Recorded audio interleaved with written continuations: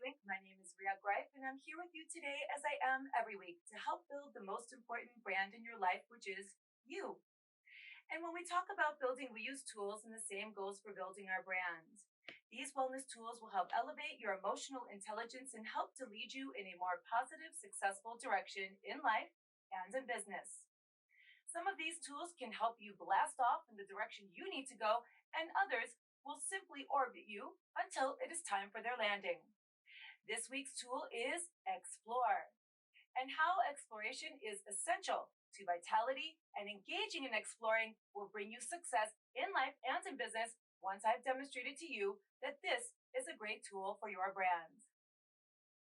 Since the beginning of time, man has always had the desire to explore. From the savannas of Africa and now to the furthest reaches of outer space, man's quest to conquer yet another frontier seems to be insatiable.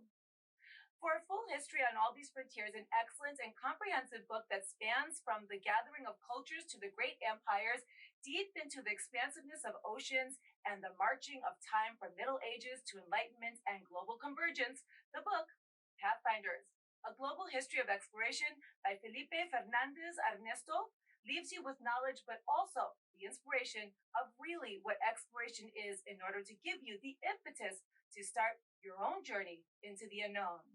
The author states that perhaps we should not repine at the resumption of adventure in place of exploration or the degeneration of what was once science into showmanship.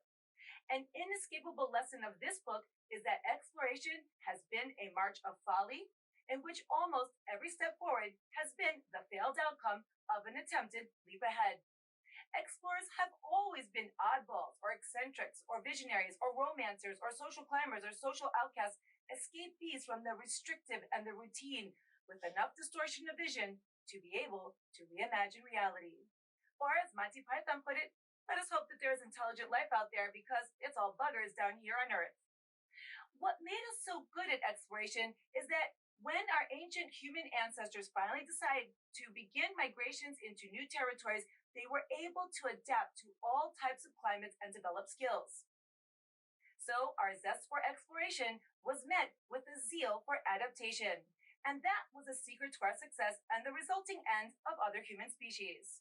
Tragically, this accomplishment of exploration led to mass killing, and we began to annihilate all large animals and other humans on other continents, and now we have all but deforested our lands, gutted our oceans, crushed millions upon millions of species in slaughter and extinction, and we are poised to witness major climate events and possible famine and infrastructure collapse under the weight of ancillary supports needed to keep us comfortable. Most of us have asked why.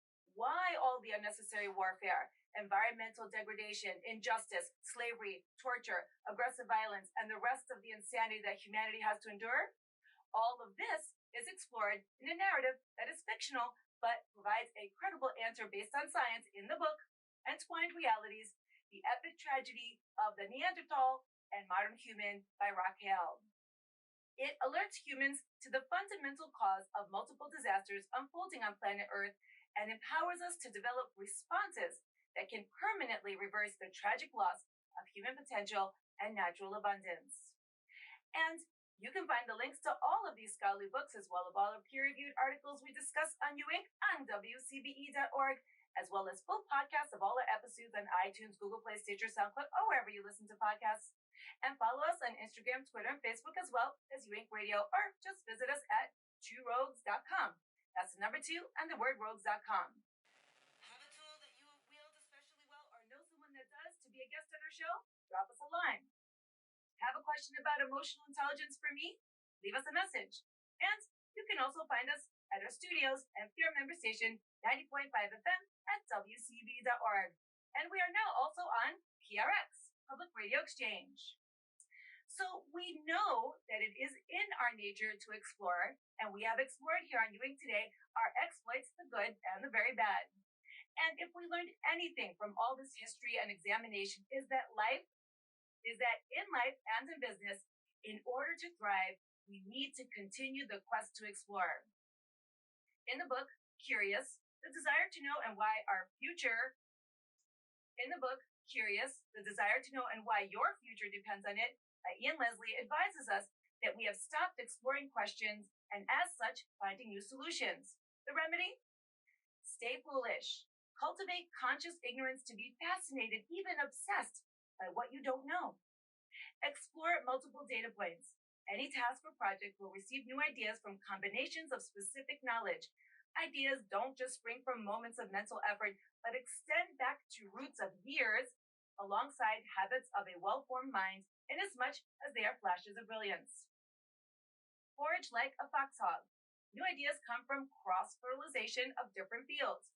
The thinker's best positioned to thrive today and in the future will be a hybrid of the fox, who uses multiple tactics to evade the hunters, and the hedgehog that hunkers down and lets his spikes do the work. And ask the big why. When it comes to making good decisions, it is important to ask why and not how. That is the part that makes us human. Why is someone my adversary? Why do they think they are right, are useful in negotiations and in relationship building? And be a thinker. Spend time speculating, observing, contemplating, and enjoying the quiet merriment in your mind. Spreading out may be the only thing that saves us from ourselves. And that is a quote by Stephen Hawking from a collection of essays published posthumously that climate change and the possibility of nuclear war are putting humans in grave danger, and that people treat the earth with reckless indifference, which could result in our own extinction if we don't find another home. Stephen Hawking was well known for his gravitational singularity theorems in the framework of general relativity and the theoretical prediction that black holes emit radiation. He was a vigorous supporter of the many worlds interpretation of quantum mechanics. His book, A Brief History of Time, appeared on the British Sunday Times bestseller list for a record-breaking 237 weeks. Before he died in March of 2018, he published the above sentiments and also his final paper, How to Escape from a Black Hole. Dr. Paul Sutter is an astrophysicist and science educator with a new, fresh voice in science communication and strives to bring science to new audiences and is the one and only agent to the stars. Dr. Sutter's Ask a Spaceman podcast and radio broadcast invites listeners to send questions via social media to answer on the show, and is now one of the top podcasts across all subjects globally. As a contributing editor to Space.com, his articles reach over 100,000 readers and are syndicated to CBS News, Scientific American, MSN, and more. A go-to expert for journalists and producers, Dr. Sutter regularly appears on radio, TV, and in print, and consults on film and TV productions. Dr. Sutter is routinely sought to give presentations about physics, astronomy, space exploration, the intersection of science and art, and the relationship between science and society. And when Dr. Sutter is not leading expeditions to the Atacama Desert of northern Chile or stargazing with groups under the wild skies of Costa Rica, you can find him dancing with his wife Mandy or sampling her delicious cupcakes in Newark, Ohio. Welcome, Dr. Sutter. It's true. I just had some this morning. Did you? I was kind of jealous. I was looking at the website. Amazing. They're amazing. Little edible creations. What did she make for Halloween? What did she make for Halloween? There were, of course, pumpkin and ghost ice sugar. Sure. And then there were cupcake arrangements of various flavors, especially pumpkin. And a new one she tried this year, which was gluten-free pumpkin with cream cheese icing, which actually maybe this may be a first in all of humankind, tastes better than the regular gluten-full version. Okay. It's ridiculous. Okay, well, that's my husband's all about the gluten-free. What's her website, by the way, since we're talking about it? Yeah, alittleofbakeshop.com. Thank you. I wanted to ask you, one other thing that I mentioned is that you live in Newark, so your commute is about an hour one way. So is it because you want to be away from the city so you can look up at the stars and explore it well with your telescope or naked eye? No, it's because where I could afford a house. Okay. All right. I also wanted to ask you about Stephen Hawking. I know that you met him and he was your mentor also. So what a great honor for you. I would say, would you say so?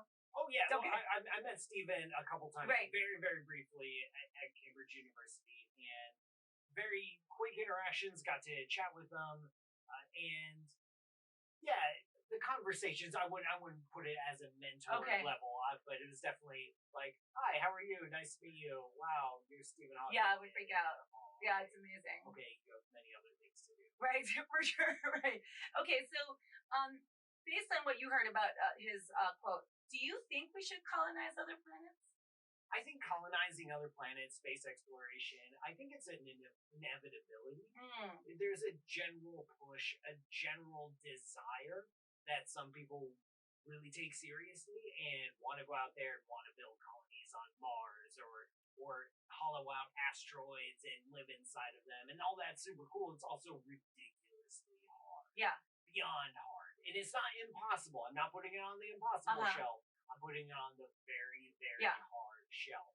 And so, Because the conditions in Mars are like really harsh. yeah, low gravity, there's no air, all the water's frozen, the ground is poisonous, the sun is really tiny, there's lots of red. There's a long list, a laundry list of reasons why you don't want to go on Mars. Uh-huh. But that doesn't make it impossible, it just makes it very hard. Mm-hmm. So in our lifetimes in this century, will we see human exploration beyond the moon? Most likely. That's an actually somewhat easy problem to solve as problems go. But long term habitation, long term colonization, actual people being born on another planet, that is I think, a very, very long way off. Okay. And so even if we do, I like the response that you said because like we so often wonder, should we go to Mars? It's going to happen, so let's stop even thinking about that because it's going to happen. But what's even going to stop us from destroying yet another planet? I mean, based on our history, we're just like conquer, destroy, right? Well, the great thing about Mars is that it already sucks. We can only improve it. I mean, you said, the nuclear bomb on Mars, that's only going to help things. That's going to release some water vapor in the atmosphere, which will help. It might carve out a new crater so you can burn underground to avoid the deadly cosmic rays. There's basically nothing bad we can do to Mars because it's empty, it's cold. We're pretty sure it's lifeless. There may have been life in the past, Right. but probably not now. Yeah. And so, yeah, have at it. Okay. Take it away. I like it. Take I like away. it. Okay, I like it. Okay, we also mentioned that you do a lot of traveling, whether it is for dance or advising on shows or leading stargazing expeditions to exotic places all over the globe. I mean, clearly you have an ambition to explore. What is it about taking groups of people to the outer reaches to see the stars that you think makes it more likely that they might explore science more? What is it about taking them to these remote locations? Does it give them a greater appreciation for Earth? Or do they simply look at the stars, as Star Trek puts it, like as the final frontier? So does this exploration give them a different sense of appreciation? Right, you're exactly right. Okay. You hit the nail on the head of why I lead these kind of stargazing trips and Earth exploration trips. It's a way to share science, and especially astronomy. If you live in a suburban or urban environment, you've probably never seen the Milky Way. You've probably never seen a nice nebula with your naked eye. You've probably never seen the Andromeda Galaxy. There in the night sky is full of riches and wonder. We've been staring at the night sky for a very, very long time. We've been studying the night sky for an incredibly long amount of time, and there is an allure there. There is a pull. There is something there to enjoy and appreciate. And so the purpose of the stargazing trips is let's get you out of your suburban environment. Let's get you out of your urban environment. Go somewhere where it's almost a dark sky preserve, a nature preserve for the sky, where you can appreciate it, where you can soak in it. And there's an expert guide with you, either me or another one of our science storytellers that we organize through our Astro Tours company. And get to ask questions, get to talk, get to satisfy your own curiosity, get to go on this exploration of your own, and really come up close and personal with nature. Up close and personal with the night sky, or with a giant waterfall, or a volcano, or the aurora, something beautiful in nature. Because this is what science is. Science is an attempt to understand the world around us. And it starts with observation. It starts with experience. And so by having an experience of science, we hope that the people, our guests joining us on these trips, have a better appreciation for science, have a better appreciation for nature, have their curiosity both satisfied and rekindled. And so I always thought of it as, oh, we're taking them to just kind of look at the sky, but really the underpinning of it all is science and like having that appreciation for the world that we're on and the worlds above. So I mean, it sounds incredible, and it's also great that you guys curate. I mean, these are some of the places that you would never go otherwise. How do you explore the world to find these, as you said, dark sky conservation areas? How do you do that? It's really easy. I just sit down and think of all the places in the world I want to go, and then we craft a trip around it. But there are organizations. There's international dark sky organizations that certify parks and recreation areas and entire regions of countries as certified status, so that there's no light pollution in the area. So they have a certain amount of facilities, et cetera, et cetera. And so growing up in the astronomy profession, you're aware of these kinds of sites. That are joys for amateur astronomers and also professional astronomers. It's about finding those sites and wrapping experiences around them. So who are the right tour providers? Who are the right vendors? Do enough airlines service this destination? Can we make the right contacts? And crafting the trip around that so that people can come along, enjoy the night sky, but then also have fun during the day. Yeah. In northern Chile, it's relaxing at a spa or going to explore the mountains or the salt flats. Maybe in Iceland, it's getting to see waterfalls and glacial lagoons and eating fermented shark, which is as disgusting as it sounds. Or maybe it's getting to do zip lining through a Costa Rican jungle during the day, so that there's something for everyone. Yeah. Because we recognize that not everyone is an astronomy geek. Maybe you're married to one, and the astronomy geek wants to come on this trip, but there's a reason for you to come along. And then so you have these 2 trips coming up, and where can people find the information if they wanted to go on one of these astro trips? I know the one you have coming up is sold out, but you have one coming up next year. Right. So March of 2019, we have a trip to Costa Rica, exploring the jungles of Costa Rica by day, and then at night, gorgeous, gorgeous night skies down there. And we're also putting together a long weekend in Joshua Tree National Park. It's an all-stars party, bringing a lot of science communicators down. Absolutely fantastic trip. And but the Costa Rica one is the one we're really, really pushing now, because that's the closest one. It's the next one. That's the one we're highlighting. And you can go to astro.tours. Okay. Astro.tours. Okay, well, if you ever need someone to put one together in Greece, I'm your girl. There you go. There you go. FYI. Okay. So speaking of traveling and booking things and being married to someone who is a geek, astronomer geek, you and your wife seem to be also unafraid of exploring various arenas in your life. So you guys have done film, radio, podcast, baking, dance, and for those listening, hoping to find someone to explore the world with. And who for so many, I hear that how that constantly escapes them, and they don't have a partner that's compatible in one regard or another. How do you, in your personal experience, since you seem good to have succeeded, I appreciate it. Yes. How can we make this happen, or how can people avoid that mistake when we go around exploring for partners? I think exploring for partners, I won't exactly say I'm an expert on relationship advice. I found a partner, or more likely a partner found me, and we became friends, we fell in love, and we decided to go on this kind of life journey together. And you have to decide, if you're chasing success, I think the first thing is to decide what does success mean? Because then how do you know you've made it? How do you know achieved it? Is success surrounding yourself with like-minded friends that you can hang out with after work? Well, then there's your measure of success. If you've done that, you're good. Is success rejecting all of humanity and just wanting to watch TV or live alone on an island, and you go do that, then more power to you.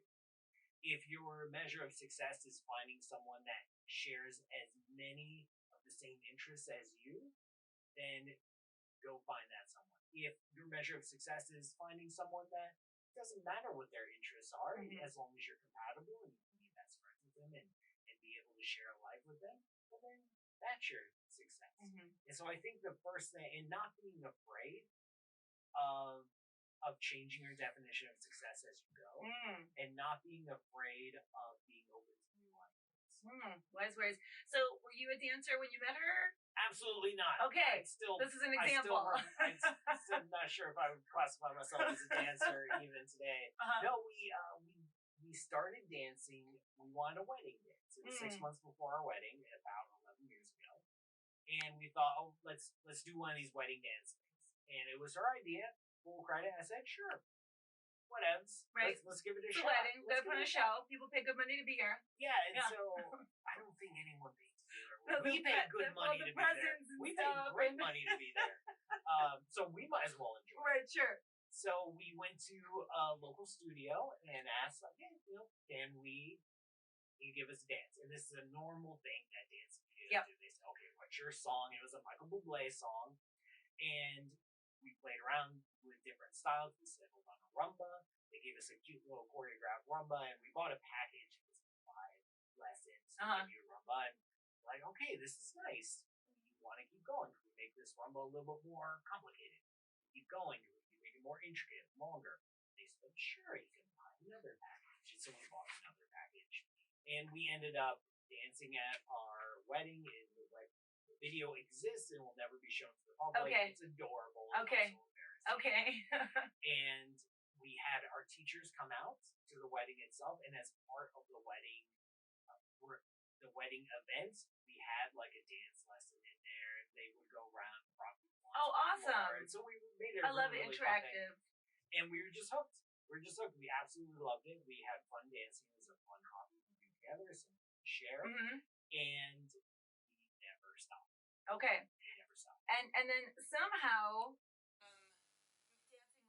Sean, I don't know how you did that.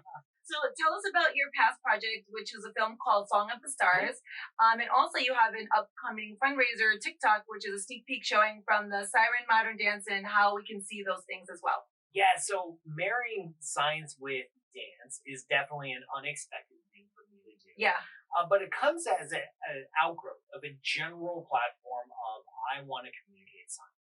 I want to share how I see the universe. I want to share how science views the universe and understands the universe around us with as many different audiences as possible. And so I know that not everybody is going to enjoy space radio.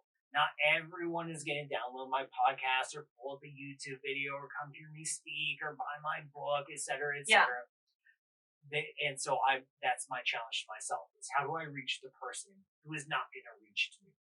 How can I communicate this in a way that they can enjoy, they can appreciate, they can understand, and they can come away from. Maybe that's the first step into a deeper dive, in which case doors are open.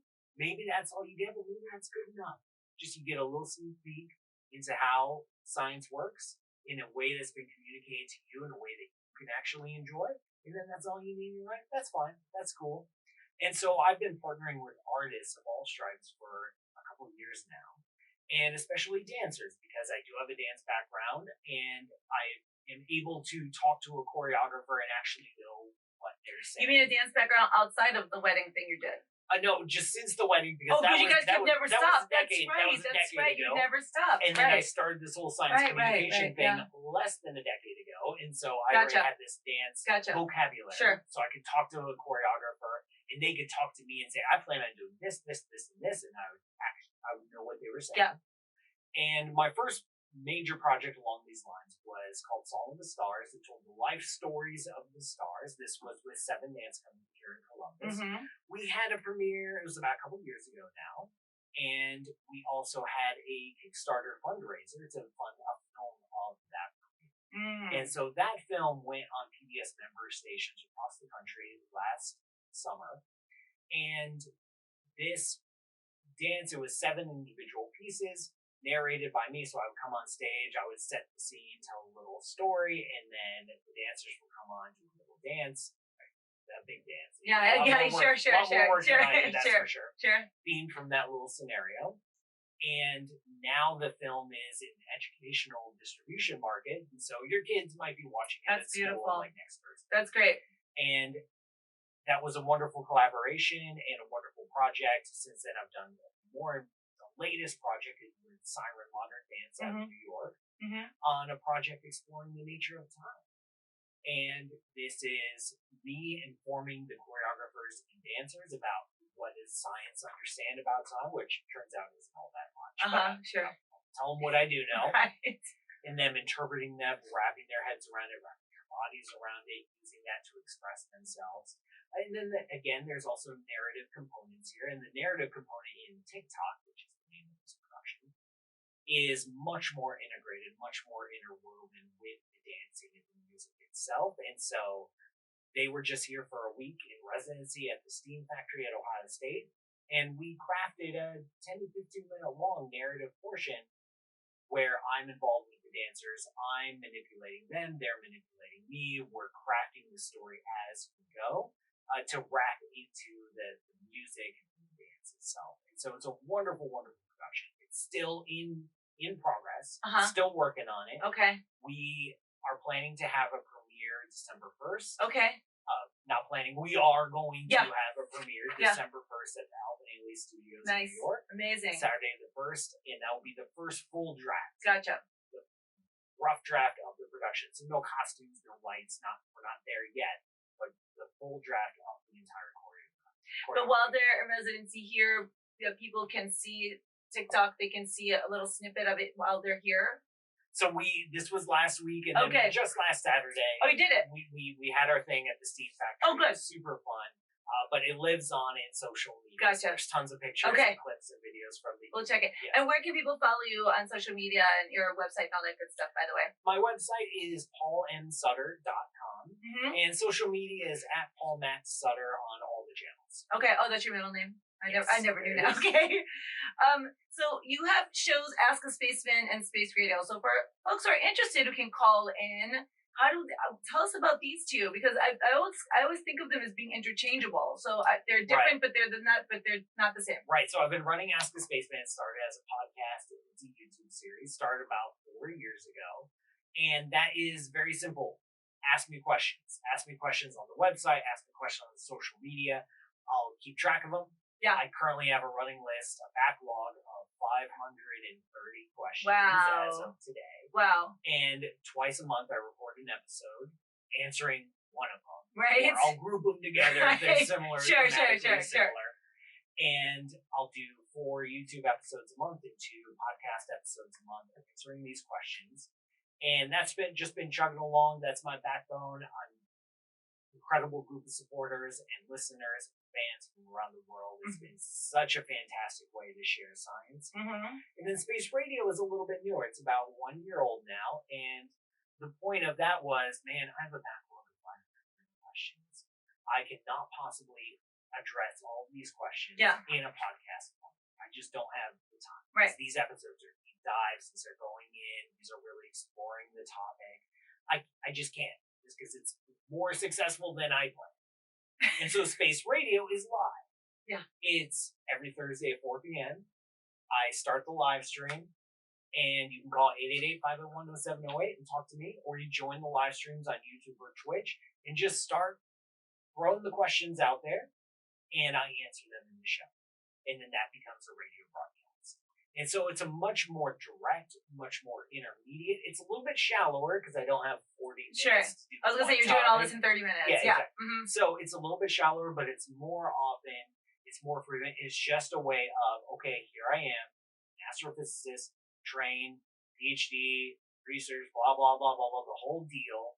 I want to talk to you. Hit me up. Like, what are your questions? What are you curious about? I'm here to satisfy your curiosity. Right. And you're very approachable. So if someone does want to explore having a conversation with you, you make it very easy for them to do that. And you also have a new book coming out. Tell us about that. That's amazing. Yeah. Your Place in the Universe, which my publisher hates that I say this every time, but I had a different title. Okay. My title was The Universe Doesn't Care About You. Right.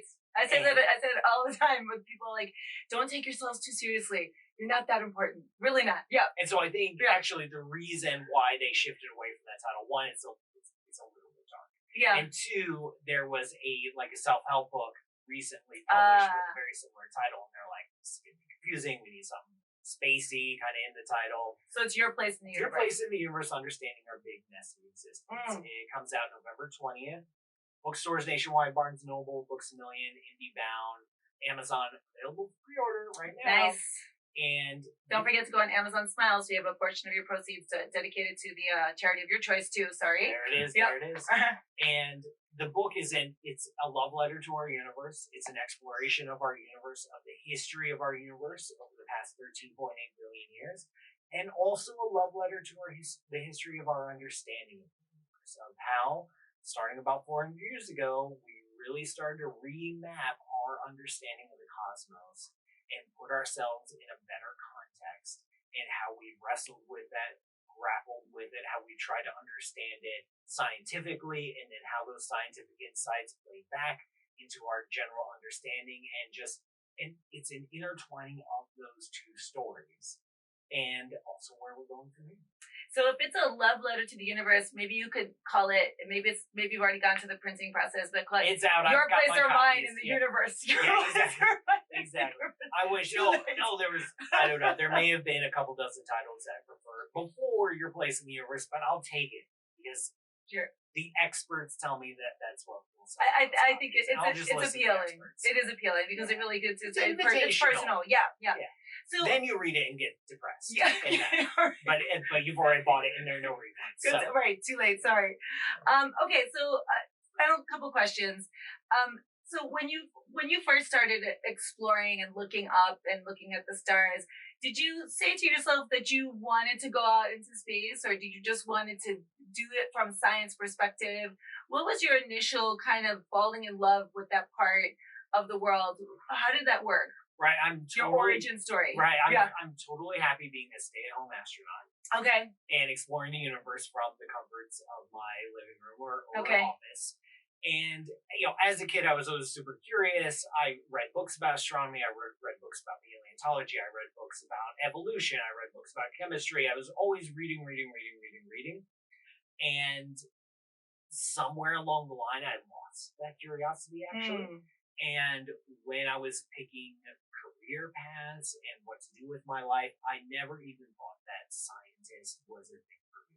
That it was something someone else did, someone way smarter, way more equipped, who had gone to better schools and had different aspirations. It just wasn't for me. Something I would enjoy from the outside. And third year of college, I was taking an astronomy elective. I was a computer science major. And was talking to the professor, and the professor said, well, no, if you're curious and you're technically competent, which you are, you can be a scientist. That's it. Within a week, I switched majors to physics, and I never looked back. I didn't know where it would take me. I didn't know where to go. As I progressed, getting close to getting my bachelor's, I decided I would try for grad school, got into grad school. Didn't know where that would take me. Ended up working, got a PhD. Didn't know where that would take me. Ended up working a couple of short-term research positions called postdocs. And as I was progressing in that and doing research, I got drawn into the science communication world just by starting the podcast and deciding, what the heck, I'll give this a shot. Sounds like fun. Turns out it was really, really fun. And that led to more opportunities. And now I got to intertwine the research with the outreach, with the communication, with the media, with just sharing my own personal curiosity, my own personal joy, the fun of finding things out with new audiences. What a lesson in exploring and never knowing what you're going to find and just going for it. I really appreciate you coming on, doing today, and sharing that inspiration with everyone. Dr. Paul Sutter, looking forward to your book and all of your successes. Thank you so much. Thank you so much for having me. This is great.